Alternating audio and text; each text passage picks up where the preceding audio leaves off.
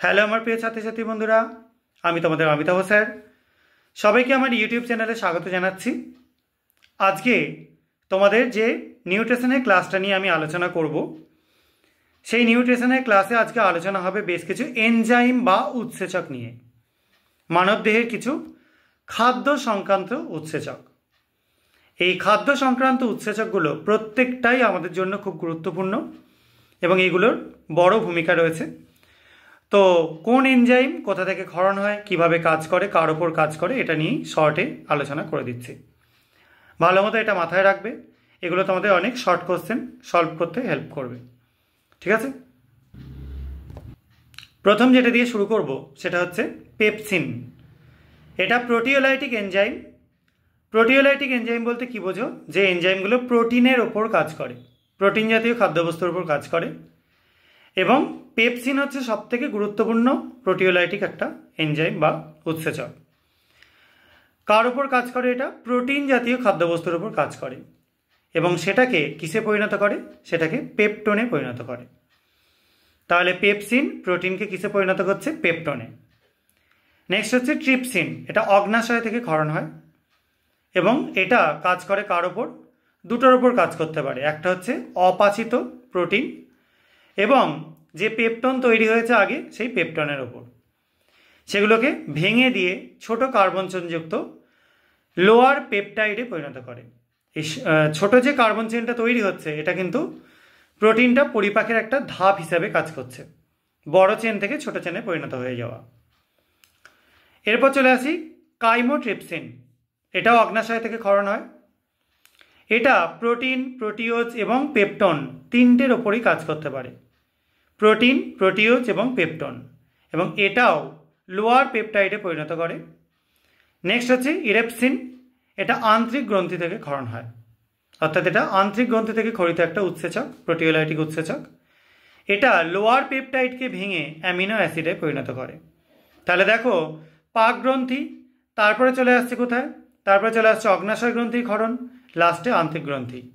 সবকটাই কিন্তু step by step ক্ষরিত হয় এবং সবকটাই একটা একটা করে প্রোটিনকে ভাঙতে ভাঙতে শেষে অ্যামিনো অ্যাসিডে পরিণত করছে।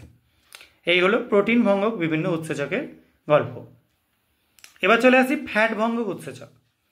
এটা কিন্তু তিনটে জায়গা থেকে ক্ষরণ হতে পারে। একটা হচ্ছে পাকস্থলীয় অন্তঃগাত্র, সেখান থেকেও ক্ষরণ হয়।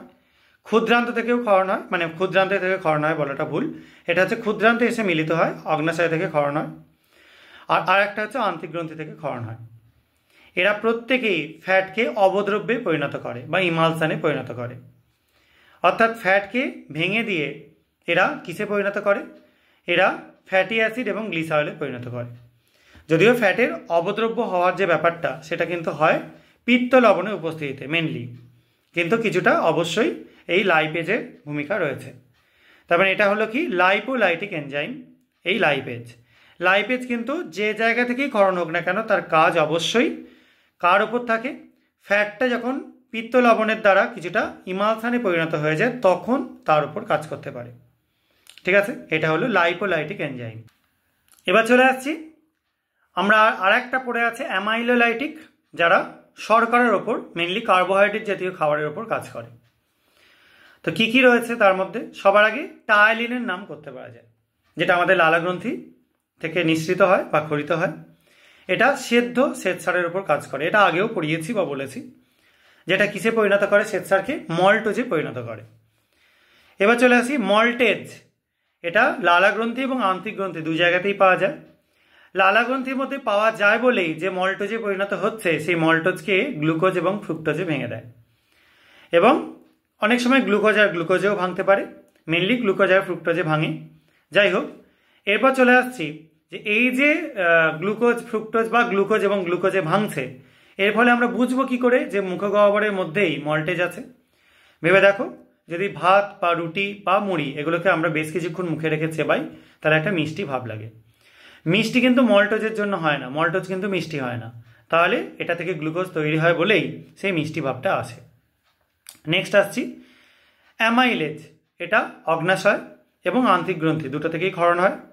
এটা মল্টোজ এবং বিভিন্ন টাইপের সেদ্ধ, অসেদ্ধ, মানে শ্বেতসার জাতীয় খাবার সবার ওপরই কাজ করে। তাদেরকে কিসে পরিণত করে? যদি মল্টোজের ওপর কাজ করে এটা, তাহলে তাকে গ্লুকোজে পরিণত করে। আর যদি সেদ্ধ এবং অসেদ্ধ শ্বেতসারের উপর কাজ করে তাহলে মল্টোজে পরিণত করে। তবে অবশ্যই মল্টোজের উপর ইহার ক্রিয়াটা কিন্তু একদমই দুর্বল। সেই জন্য মল্টোজের ক্রিয়াটা এখানে উল্লেখ করা না করাটাই ভালো। এটা মেনলি কাজ করে সিদ্ধ এবং অসেদ্ধ শ্বেতসারের উপর, এবং কিসে পরিণত করছে? অবশ্যই মল্টোজে পরিণত করছে। এবার চলে আসি সুক্রেজ। এটা কার ওপর কাজ করে? কোথা থেকে ক্ষরণ হয়? আন্তিগ্রন্থি থেকে ক্ষরণ হয়। সুক্রোজের ওপর কাজ করে এবং সুক্রোজকে ভেঙে দিয়ে কিসে পরিণত করে? গ্লুকোজ এবং ফ্রুক্টোজে পরিণত করে। আর ল্যাকটেজ, এটাও আন্তিগ্রন্থি থেকে ক্ষরণ হয়, ল্যাকটোজের ওপর কাজ করে এবং গ্যালাক্টোজ এবং গ্লুকোজে পরিণত করে ল্যাকটোজকে। তাহলে এই গেল মোটামুটি কিছুটা আলোচনা। এগুলো সম্পর্কে ডিটেলসে আলোচনা আবার পরবর্তী কোনো ভিডিওতে আমি করব। এই ভিডিওগুলো ভালো লেগে থাকলে চ্যানেলটা সাবস্ক্রাইব করো, ভিডিওগুলো লাইক আর শেয়ার করো। এবং কোনটা কার উপর কাজ করে সেটা, যেগুলো মেন কাজ সেগুলোই তোমরা লিখবে। যেমন যেটা বারবার বলছি, অ্যামাইলেজ, এর কাজ কিন্তু মেনলি সেদ্ধ এবং অসেদ্ধ শ্বেতসারের উপর, এ কিন্তু মল্টোজে পরিণত করে। আর সুক্রেজ সুক্রোজের ওপর কাজ করছে, ল্যাকটেজ ল্যাকটোজের ওপর, মল্টেজ মল্টোজের ওপর, এবং টায়ালিন সিদ্ধ শ্বেতসারের ওপর। তাহলে সিদ্ধ এবং অসিদ্ধ দুরকম শ্বেতসারের উপরই কিন্তু দুরকম টাইপের এনজাইম কাজ করে। একটা সিদ্ধ শ্বেতসার হলে সেটা টায়ালিনও কাজ করতে পারে, অ্যামাইলেজও কাজ করতে পারে, কিন্তু যদি অসিদ্ধ হয় তাহলে কিন্তু সেটা শুধু অবশ্যই অ্যামাইলেজ কাজ করবে, টায়ালিন কাজ করতে পারবে না। তো আজকের মতো এটুকুনি। সবাই খুব ভালো থেকো, সাবধানে থেকো, বাই।